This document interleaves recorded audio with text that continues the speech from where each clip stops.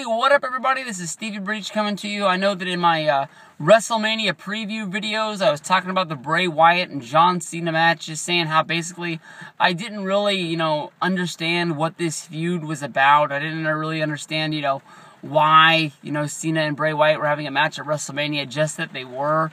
I remember at the Rumble having that big, huge mark out, basically when Cena looked like he was about to beat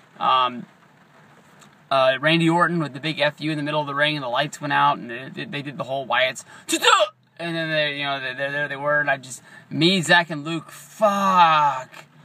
And I just remember, after it all calmed down, and just after everything just was like, well, I guess they are having a match at WrestleMania, because everybody, couldn't believe that this was really going to be a WrestleMania match. They thought that maybe they were just throwing things out there to sort of sway the fans in one direction, just so they could be hooplahed into another. I remember that, so many people around WrestleMania 28 were catching on that, who everybody was going to have matches with. It. They were thinking about switching to do Jericho versus Undertaker, just for the fact of, just making the wrestling fan guess and not think that basically the internet was correct every time. Lucky for us, they didn't do that. We had an awesome Hell in the Cell. The WWE title match was, a lot of people thought it was good. I was worried about that kid who was getting kicked out of WrestleMania down there on the floor for not being there with his parents, and wondering if they were going to call the cops on the parents for leaving him at the show all alone. I don't know, but that kid was living the life. I mean, to have a ticket way up in the cheap seats and sneak all the way down, and you're sitting in the first 5 rows of WrestleMania, that takes some balls. And why he didn't run away from that security guard, I got no clue. But that's another story for another day. Maybe we'll catch up with him in WrestleMania 30 down there in New Orleans. But I don't know. I watched last night's Monday Night Raw, and they've had the whole thing about, basically. They're trying to make Cena look like he's the old horse on the farm. Like, you won a lot of races, you made us a lot of money, but you're slowing down. You're hurt all the time, and you really can't go forward. You're a false idol. You're not. What's gonna happen? I mean, to me, I don't really understand why maybe Bray Wyatt didn't take advantage of calling some guys out and saying the WWE was built on guys like Bruno Sammartino, Hulk Hogan, Stone Cold Steve Austin, and The Rock. And when you look around, Cena, they're not here anymore. And just like them, you're going to have a day where you're going to have to be put out the pasture, and this is what I'm going to do it to you.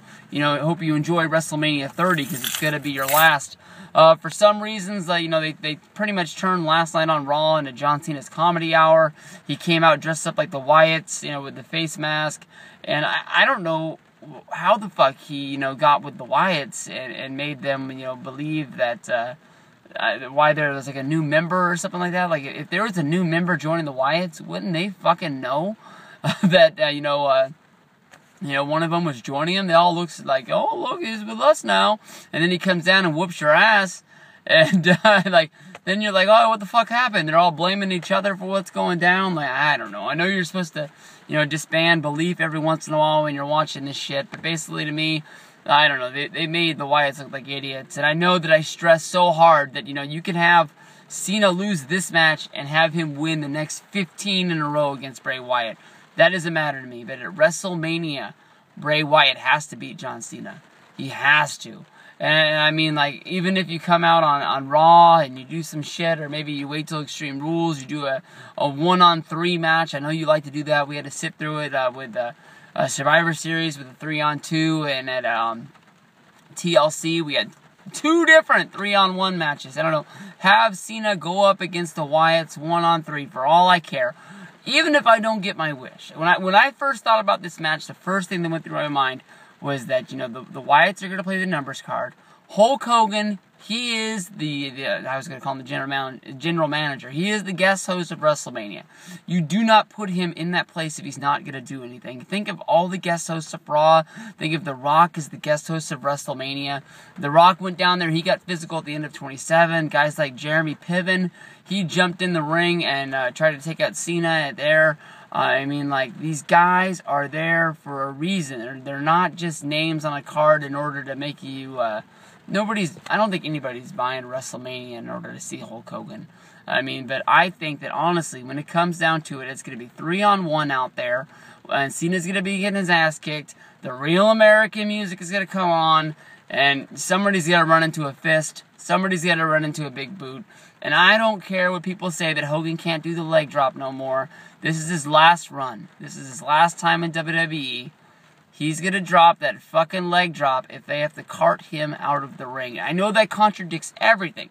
How you do that spot and Bray Wyatt still wins the match? I don't know. I don't fucking have a clue. I want to see both. I want to see Cena win more than anything, but at the same time, I want to see the red and yellow running wild one more time at WrestleMania. And there's not any more of an 8x10 picture that I want to see for the rest of my life. I don't care. I know that I waited all this time to meet Hogan. I will do everything in the world I can do to get an 8x10 of Hogan and John Cena with the WrestleMania sign in the background signed one more time. I know that they had the pose down on Raw. Was that like 2-3 weeks ago? You know, when I can't even remember what the fuck they did. It's when Hogan announced the Andre the Giant Battle Royal. Cena came in. I think the Wyatts came down. Something happened, and they did the pose down. Cena and, you know, whoever was at that Raw, wherever it was, you were damn lucky. That is something that I would have given the world to be a part of. But it's going to happen. WrestleMania 30 right up around the corner. I'm sure you saw the video last night. I'm pumped.